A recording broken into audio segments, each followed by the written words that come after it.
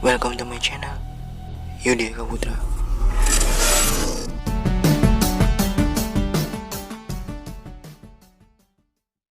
Oke guys, sebelum masuk ke videonya, gue kasih disclaimer dulu nih, bahwa apa yang nanti gue sampaikan mungkin bukan semuanya itu fakta, karena gue juga udah informasi ini dari internet gitu. Jadi ada dua kemungkinan, bisa ini fakta dan bisa juga hanya sebuah konspirasi.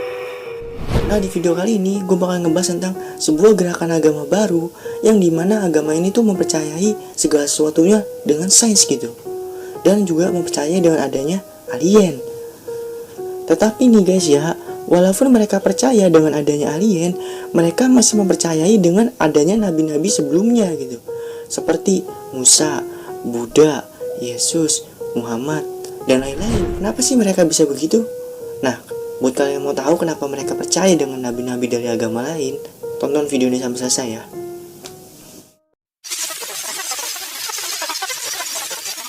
Raelianisme adalah agama yang didirikan pada 7 Oktober 1975 oleh Claude Vorilhon atau biasa dipanggil dengan Rael. Dia adalah seorang mantan jurnalis mobil balap dan juga mantan penyanyi asal Prancis.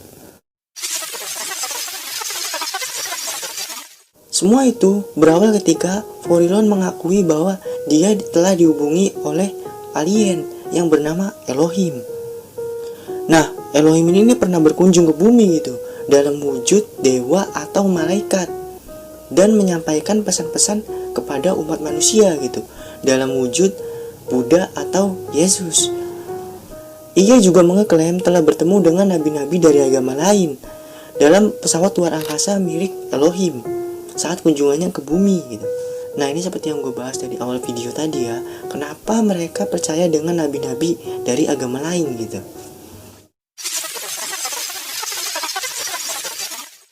Raelian ini adalah orang yang percaya dengan penentuan nasib sendiri gitu, dan tidak mempercayai dengan adanya takdir. Wah, ini parah banget sih, nggak percaya dengan adanya takdir gitu. Setahu gue nih ya, ateis pun yang mereka nggak punya Tuhan gitu, mereka tuh percaya gitu dengan namanya takdir gitu.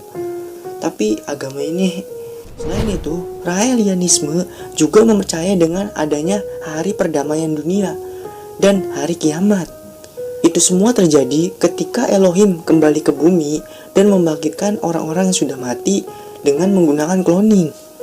Nah, di sini nih agak mirip nih dengan kepercayaan umat muslim gitu, yang namanya tuh Yaumul Ba'ats gitu, atau hari kebangkitan gitu, dimana ketika sangkakala kedua ditiupkan, manusia-manusia yang sudah mati bangkit dari kuburnya gitu. Tapi bedanya kalau dalam kepercayaan muslim tuh nggak dibangkit dari cloning gitu, tapi emang aslinya dibangkitin gitu.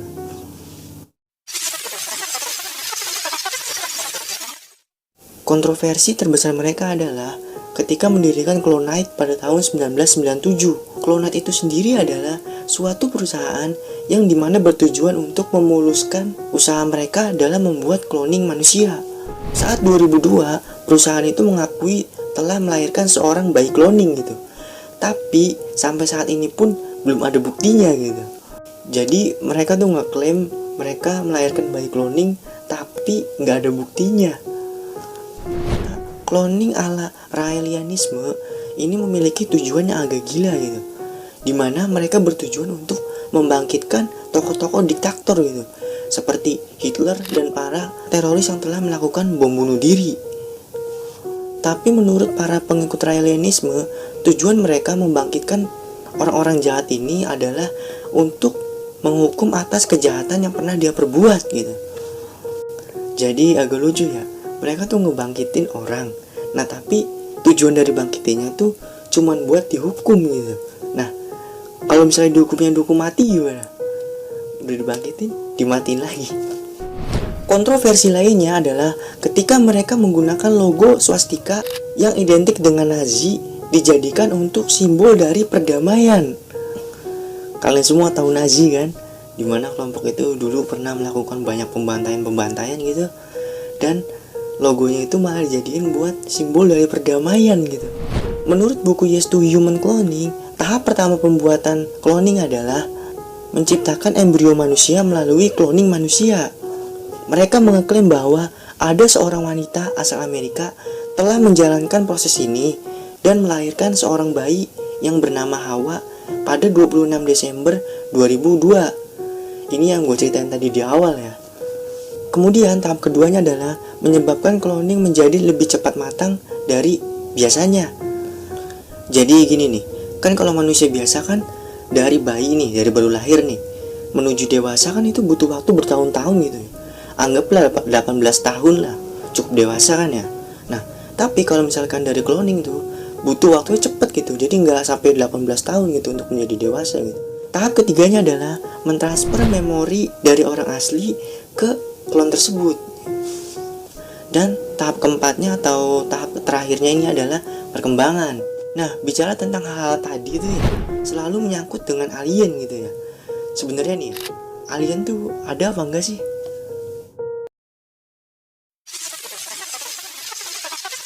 Alam semesta adalah tempat yang besar. Jika hanya kami, sepertinya ini adalah pemborosan ruang yang mengerikan. Ya ini nih bener banget gitu kan. Bumi itu cuma sebagian kecil dari alam semesta gitu ya.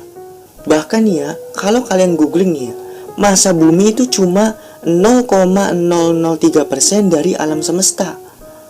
Nah, menurut laporannya, banyak banget nih kasus-kasus terkenal di dunia yang berkaitan dengan alien gitu. Seperti Area 51, dan kalau misalkan di Indonesianya tuh di Pulau Alor gitu ya. Kasih kalian udah tahu semua kan. Menurut gue nih ya, kehidupan di luar bumi itu ada gitu menurut gue ya. Nah, gue bilang nih kehidupan di luar bumi nih, bukan alien nih.